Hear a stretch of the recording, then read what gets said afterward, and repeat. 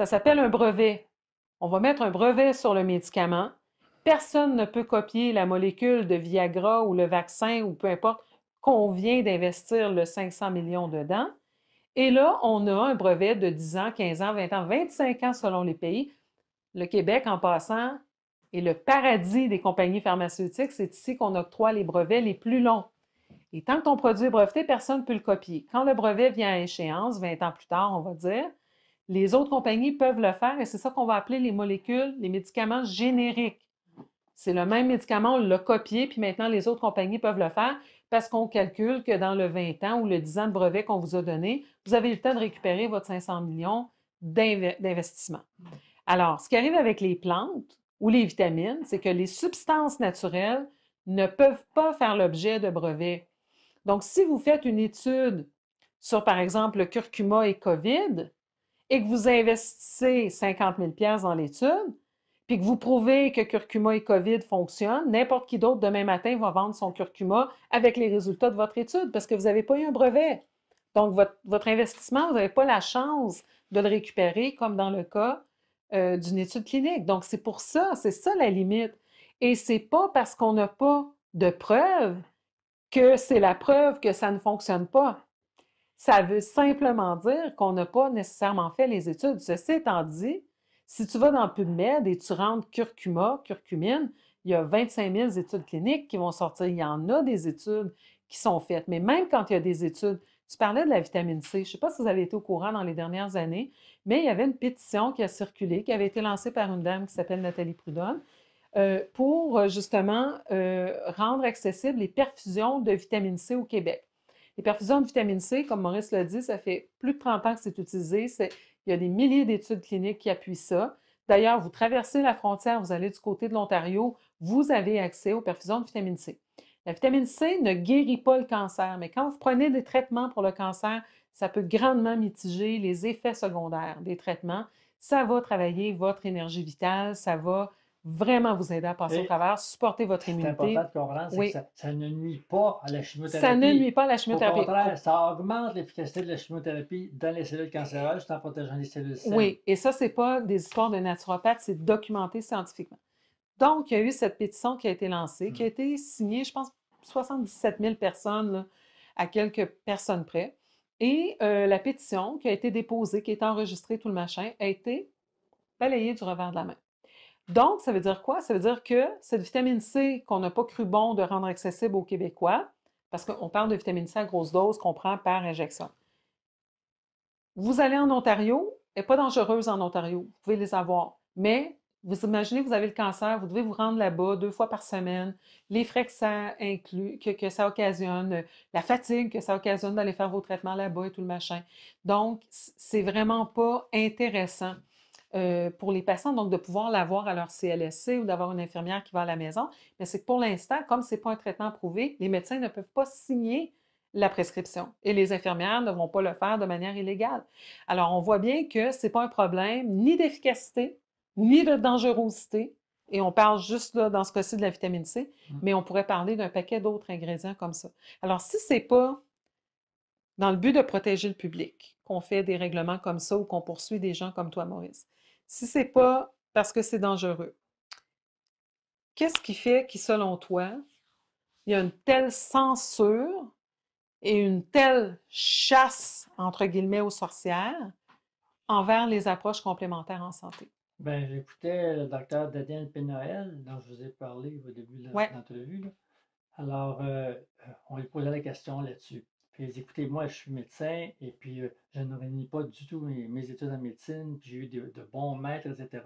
Le problème, ce n'est pas la médecine, c'est le système médical qui est vendu aux pharmaceutiques aujourd'hui. L'enseignement, la pratique, tout. C'est ça qui est le problème. Alors, c'est une question de contrôle, de profit, ben c'est ça. C'est juste ça. et on assiste exactement au même problème, si je peux m'exprimer ainsi, avec la situation de COVID. On sait que tout le discours des approches complémentaires en santé, de la question de terrain, de renforcer l'immunité, on n'avait pas le droit de dire qu'il n'y avait rien qui renforçait l'immunité. Pourtant, il y a plein d'études au niveau de la vitamine D. J'en ai présenté dans une émission de Santé sans censure. On sait que les injections de vitamine C, la vitamine C, le zinc qui est utilisé dans le protocole du docteur Raoult en France, mais ce discours-là est censuré. Et ce que je veux qu'on comprenne par rapport à ça, c'est qu'on a octroyé une autorisation d'urgence au vaccin COVID. Et pour octroyer une autorisation d'urgence qui fait qu'on peut maintenant utiliser un vaccin qui n'a pas fini d'être testé, qui est en phase 4 de test, pour pouvoir octroyer ce statut d'urgence et utiliser un vaccin qui n'est pas pleinement testé, il ne faut pas qu'il y ait de traitement de disponible pour la maladie en question. Donc, vous comprenez que s'il y a des vitamines qui fonctionnent, s'il y a l'hydroxychloroquine qui fonctionne, on ne peut pas maintenant dire qu'on a absolument besoin de ces vaccins, même qu'ils ne sont pas suffisamment testés. Alors, on n'a pas intérêt à promouvoir, à laisser circuler l'information concernant l'accessibilité de d'autres formes, je ne vais pas dire de traitement parce que je n'ai pas le droit de le dire, d'autres formes de support au niveau de la santé. Suivons l'argent, suivons la piste de Follow l'argent. the money, c'est souvent la réponse quand les gens nous disent « Mais comment ça se fait que... » Follow the money. Maurice, je pense que c'est une belle conclusion à cet entretien. Je te remercie infiniment. Je te remercie aussi pour ta contribution. Maurice est un génie, c'est pas juste mon ami. Maurice est un génie des huiles essentielles.